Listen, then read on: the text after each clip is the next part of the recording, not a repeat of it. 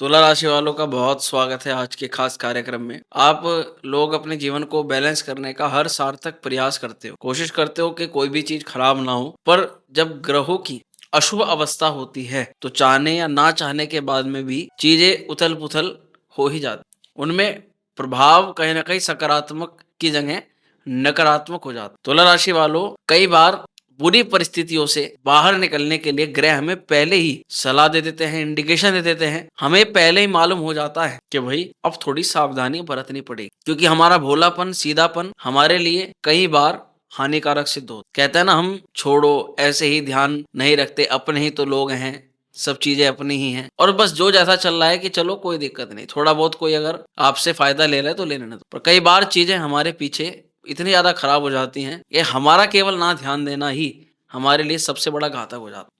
एक इसी तरफ आपकी नजर इस समय होने वाली, कोई भी ग्रह परिवर्तन होता है तो उसका कोई भी एक मेन मोटिव होता है। उस मोटिव को सिद्ध कराने के लिए वो परिवर्तन लेता ही लेता है। प्रिय तुला राशि के जातकों, षष्ठम भाव प्रभावित होने जा रहा है राशि का। वीडियो का टाइटल आपने समझ लिया है किस पर आज हम चर्चा करने वाले हैं। तो आज की चर्चा का सबसे वृहद विषय है सूर्य देव का परिवर्तन। सूर्य देव ग्रहों में राजा हैं, कॉन्फिडेंस के कारक हैं, आरोग्यता, कंपटीशन लेवल में, एग्जाम्स में अच्छी पोजीशन को प्राप्त करवाते हैं, और आपके समूचे समूह में आपकी पर्सनैलिटी को निखारने का सबसे बड़ा काम सूर्य देवता का ही रहता है। मान सम्मान, कीर्ति, वैभव, सूर्य के चारों तरफ क्या होता है? प्रकाश होता है। ऐसे ही अगर सूर्य सकारात्मक रूप से आ जाए तो व्यक्ति को ये कई तरह से बचाव भी करवाते हैं और उसके ज्ञान का प्रकाश लोगों तक पहुंचता है। यानी ऐसे में व्यक्ति आकर के आपसे खुद फायदा ले पाता है और उस फायदे का लाभ आपको भी होता है। कई बार होता है कि कुछ लोगों से जबरदस्ती फायदा लिया जा रहा है, उसका क्रेडिट उन्हें नहीं मिलता, और कई बार ऐसी स्थितियां बनती हैं कि जो फायदा लोग आपसे ले रहे हो उसका क्रेडिट भी आपको प्राप्त होता है। क्या होने जा रहा है, थोड़ा ध्यान रखिएगा। प्रिय जातकों को 14 मार्च के महीने में सूर्य देव परिवर्तन कर रहे हैं। सूर्य देव वर्तमान में भी कुंभ राशि में है और बहुत शीघ्र ये मीन राशि में ट्रांजिट करेंगे, मीन राशि में परिवर्तन कर जाएंगे। अब मीन राशि प्रिय तुला राशि के जातकों से छठे घर के अंदर पड़ती है, षष्ठम भाव के अंदर पड़ती है। बस समझने का विषय यहीं पर आ जाता है, क्योंकि छठा घर हमारे कंपटीटर्स का है, ज्ञात अज्ञात एक्टिविटीज का है, जिसका आपको पता है या नहीं भी पता है, आपके रोग का है, ऋण का है, शत्रु का है, कोर्ट कचहरी के मामलों का है। इस छठे भाव में सूर्य आने से क्या आपके लिए ये शुभ परिवर्तन करा रहे हैं, या आपका ध्यान किसी ऐसे क्षेत्र पर लेकर जा रहे हैं जहां से डर और भय उत्पन्न हो रहा है? तो इस चीज को समझने के लिए समझना होगा आपकी राशि के पूर्ण चार्ट को, और ये जानकारी आपके लिए बहुत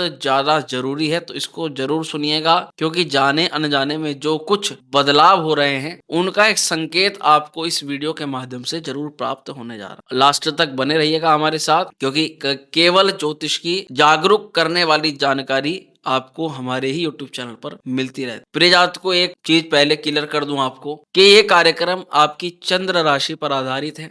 इसको लग्न और नाम राशि के अनुसार भी आप देख सकते हो, लेकिन सटीकता केवल जन्म कुंडली बता सकती। राशियां कई लोगों की एक हो सकती है, पर जन्म कुंडली सब लोगों की एक नहीं हो सकती। हर एक व्यक्ति अपनी अलग कुंडली, अलग स्थिति लेकर पैदा हुआ है। तो प्रिय जातकों, किसी भी डिसीजन पर पहुंचने से पहले आप किसी विशेषज्ञ से अपनी जन्म कुंडलिका का परामर्श करवाएं और तभी किसी उचित डिसीजन पर आप पहुंचे। ये मैं आप सभी को सलाह देना चाहता हूं। अपनी बुद्धि, अपनी तर्क शक्ति का इस्तेमाल करें, उसका परिचय क्या होने जा रहा है थोड़ा सा सावधानी से समझेंगे। आपकी राशि के चार्ट को थोड़ा समझना पड़ेगा, कैसे कैसे आपकी राशि का चार्ट जो आप अपने वीडियो के अंदर देख पा रहे हैं। कुछ लाभ हैं, कुछ लाभ के संकेत हैं, और कुछ हानि होने का डर भी है, परंतु ज्यादातर मैं आपको पॉजिटिव बताऊंगा। दरअसल जैसे षष्ठम स्थान में सूर्यदेव का गोचर होने जा रहा है, तो प्रतियोगिताओं में जीत का संकेत प्रदान कर रहा है।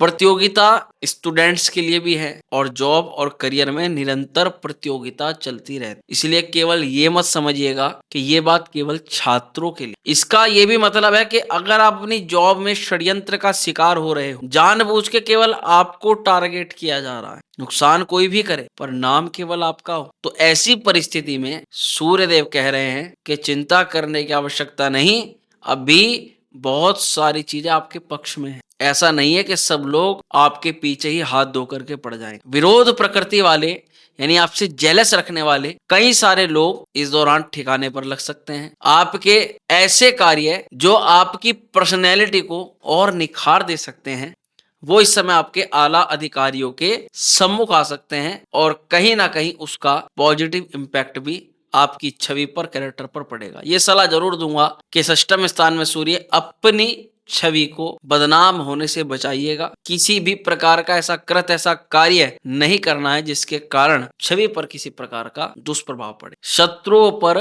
विजय प्राप्त करने का एक अचूक अवसर प्राप्त हो सकता है, जिसे आपको बिल्कुल गंवाना नहीं। कई बार जात को हमें इंफॉर्मेशन प्राप्त होती है, कुछ ऐसी इंफॉर्मेशन होती है जिसको जानने के बाद में भी हम कहते हैं अरे छोड़ो, कुछ नहीं करते, जैसा चल रहा है ऐसे ही चलने देते हैं। पर कई बार जब हम दूरगामी दृष्टि हमें प्राप्त होती है तो हमें पता लगता है कि ये इंफॉर्मेशन हमें प्राप्त हुई है, इसका मतलब हमें ईश्वर कुछ बड़ा करवाना चाहता है।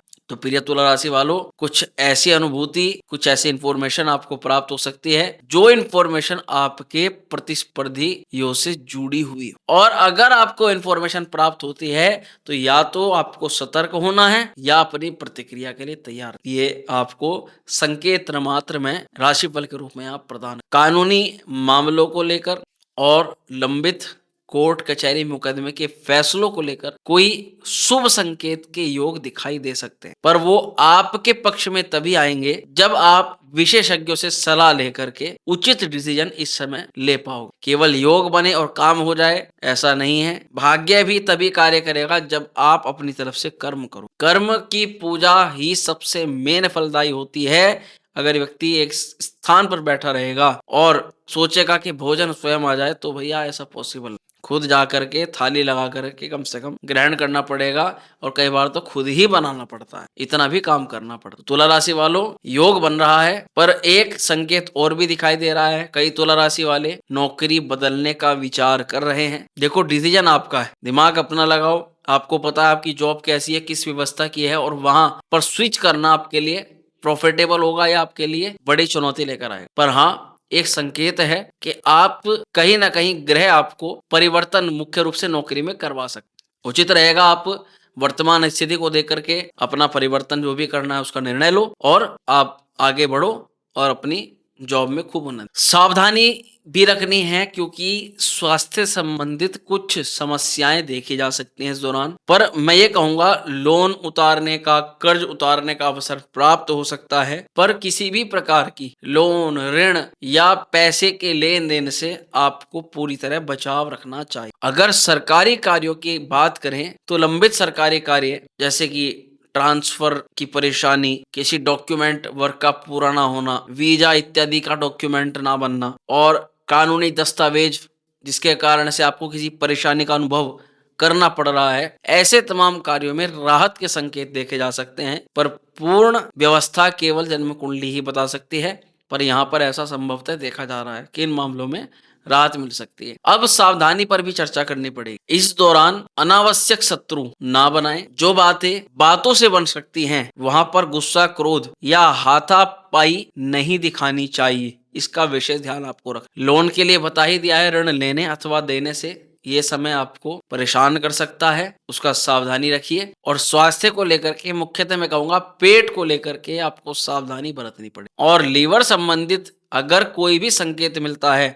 तो तुरंत आपको डॉक्टर से परामर्श लेनी कोशिश करें। किसी प्रकार के कानूनी विवाद में आप ना फंसें और सेफ रहें, सुरक्षित रहें। प्रिय जातकों, तुला राशि के लिए लाभ भाव के मालिक होते हैं सूर्यदेव, बहुत ज्यादा शुभ प्रभाव देने वाले होते हैं। ऐसे में लाभ का षष्ठम स्थान पर जाना, रोग, ऋण और शत्रु के घर में लाभ का जाना क्या संकेत देता है? नौकरी करने वालों को इच्छा पूर्ति हो सकती है। नौकरी में किसी विशेष मनोकामना को लेकर के बैठे हो तो वहां पर अच्छे संकेत देखे जा सकते हैं। ये भाव देखो, बड़े नेटवर्किंग का भी है, समाज में बड़े मान सम्मान का भी है, अवार्ड रिवार्ड अचीवमेंट्स का भी है, बड़े भाई का भी है। आपके अनेक आय स्रोतों का भाव भी यही माना जाता है। आपकी लोगों के साथ, मित्रों के साथ कैसी उठभेट है, वहां पर भी ये अपना दृष्टिपात यह ध्यान करता है। पर षष्ठम स्थान में जाना, मुझे एक संकेत लगता है, कहीं कोई आपका मित्र स्वभाव से आपके देखा जाए तो आपके वैसे पक्ष में है, पर उसके अंतःकरण में किसी प्रकार का जैसे चोर बैठा हुआ आपको लेकर, जो अभी आपको नहीं दिखाई दे रहा, पर 14 मार्च से लेकर 14 अप्रैल के बीच में उस मित्र की कोई वास्तविक छवि आपके सामने निकल कर आ जाए, उसका भी प्रबल संकेत देखा जा सकता है। देखो, ये गोचर नौकरी वालों के लिए करियर में इनकम ग्रोथ का एक संकेत जरूर दे रहा है, और जो बिजनेस में भी हैं, जो बिजनेस वाले लोग भी हैं, उन्हें भी राशिफल का यह आकलन बिजनेस में ग्रोथ का संकेत जरूर दे सकता है। कोशिश करिएगा आपके व्यवसाय में, बिजनेस में बहुत लंबे समय से रुके हुए, अटके हुए कामों पर आपका थोड़ा सा ध्यान जाए और ऐसे कामों को आप दोबारा से गति में लेकर के आने का प्रयास करें। प्रिय जातकों, छठे घर में रहते रहते सूर्य की जो दृष्टि है ये 12वें घर के अंदर पड़ती है। द्वादश भाव पर सूर्य का प्रभाव होने से कहीं ना कहीं आपका 12वां घर एक्टिवेट होगा। ये भाव व्यय का, अस्पताल का, आकस्मिक खर्चों का, लंबी दूरी की यात्राओं का, हॉस्पिटल का भाव माना जाता है। ये भाव अध्यात्म और एकांत से जुड़ा हुआ भाव भी माना जाता है। तो ऐसे में नौकरी, करियर, बिजनेस या पढ़ाई के लिए विदेश यात्रा का अगर आप कोई प्लान बना रहे हो तो उसमें अच्छे संकेत देखे जा सकते हैं। पर अचानक किसी बड़े खर्च को लेकर के भी ये संकेत दे सकता है। हालांकि क्योंकि सूर्य लाभ के मालिक हैं, तो आप जो खर्च कर रहे हो वो अपनी ग्रोथ के लिए कर रहे हो, अपने फ्यूचर के लिए कर रहे हो, अपने करियर की स्टेब्लिशमेंट के लिए कर रहे हो। तो आप फिजूल खर्च से बचें, अपनी बुद्धिमत्ता, तर्क शक्ति का इस्तेमाल करते हुए अपने धन का सदुपयोग सही जगह पर करें। बहुत ज्यादा संभावना है कि आप अपने कार्य में सफल हो पाओ। जो लोग विदेश में सेटल होना चाहते हैं उन लोगों के लिए ये शुभ संकेत लेकर के आ सकता है सूर्य गोचर। पर वहीं पर स्वास्थ्य से जुड़ी कुछ चीजों पर ध्यान देना पड़ेगा, जैसे निंद्रा लेना या फिर अच्छे प्रकार से नींद ले पाना। देखो, द्वादश स्थान व्यक्ति की नींद का भाव माना जाता है। सूर्य की दृष्टि आपके ओवरलोड, काम के अधिक तनाव और अधिक टेंशन को लेकर के आपकी नींद को कहीं ना कहीं भंग कर सकती है। षष्ठम स्थान पर रहते हुए सूर्य 12वें घर को देख रहा है, तो भाई आप कहीं ना कहीं अपनी दाईं या बाईं आंख का भी थोड़ा ध्यान रखें। सिर के राइट या लेफ्ट हिस्से में आपको किसी प्रकार की दर्द की अनुभूति हो सकती है। यहाँ सूर्य की दृष्टि से अशुभ प्रभाव से बचाव रखने के लिए क्या चेतावनी है, क्या सावधानी है?